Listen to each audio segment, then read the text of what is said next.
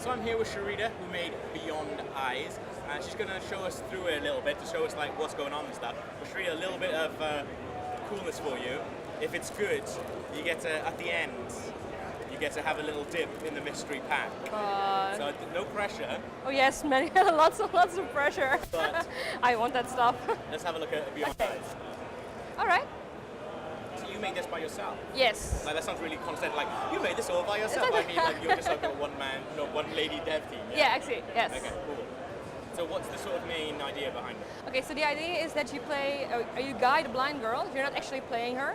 Well, you're guiding her, and she is blind by an accident. And the kind of result of that is that she's very traumatized by the experience. So she's very sheltered. She stays indoors most of the time, and she recently moved to a new place with her parents, and she's never been outside of her garden. And then one day, a stray cat, like a very fat, fluffy cat, comes in, and she starts bonding with it and playing with it. And it kind of makes her life a little bit more exciting. But the cat stops coming at some point, and she's getting really worried about him. So eventually, after like not hearing from me for a week, she musters her courage, and she kind of steps outside for the first time in search for the kitty cat. So you're guiding, what's the name of the character? Ray, yeah. You're guiding her around. So how does it work? Yeah, so the idea is it's a normal, you can walk around with her, but the reason I say guiding and not playing is because you're actually kind of responsible for her well-being, which means that there are certain elements in it, especially because it's her first time outside, she's never been there, she's kind of a scared little girl. You kind of have this responsibility as player to keep her safe from harm, and the way that you do that you behave around her, kind of influences the way that she's around you as well, and if she listens to you. So, for example, if you push her into dangerous situations, or you try to make her go through unpleasant experiences, she kind of just trusts you, and then same wise you can really like help her get out of her shell and experience more things. So when you walk around with her, it's basically like a paintbrush kind of thing. Like every step you take slowly starts to reveal the world around you. Wow, that's awesome.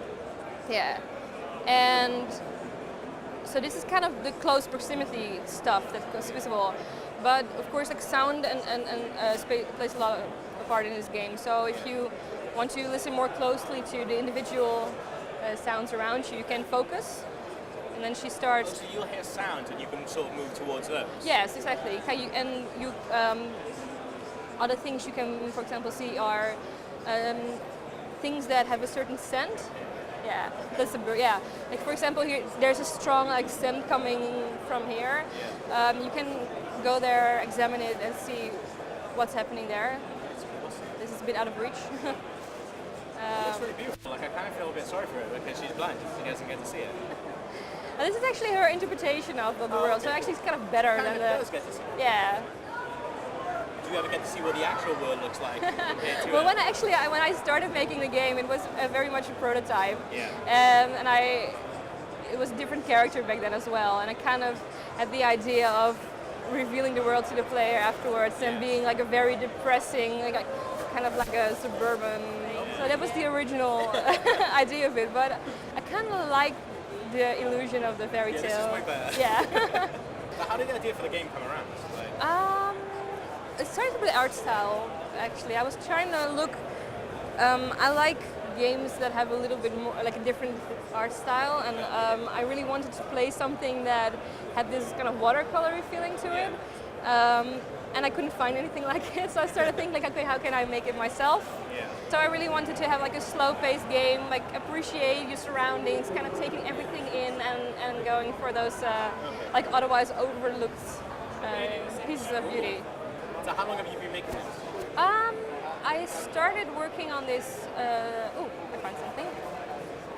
I started working on this the first time in 2011, which was my graduation project, like a prototype, and then I kind of left it alone and started focusing after graduation on other things.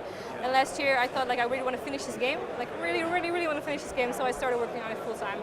So it has been in production full time for like a year and a half now. And just finally then, when will it be finished? When will people be able to get it? Yeah, it's going to be released in 2015, like the early half of first half of 2015. Excellent. And yeah. I'm really looking forward to it. That was pretty good. I think you have earned Yes. a go in the bag. You're the first person to have a look, so you can't look. But it's just good for this game. Yes. You can have What does it anything sound like? Yeah. I should be good at this. This feels like a necklace or candy. I'll go with this one. What you got? It's Cheetos. I think the corn chips. Yeah, I believe so. Chuchitos. I bought them from Spain, so I don't know what they will taste like. Are you Spanish or? I'm not, no, I just enjoy going there. Maybe be careful with them. Natural. Oh, it's natural. It's like a normal. It's like salted. Okay, yeah. I don't speak Spanish, but it looks. Also, it's gluten free and it doesn't have lactose in it, so. Well, that is fantastic. That's awesome. Thank you very much. Cheers.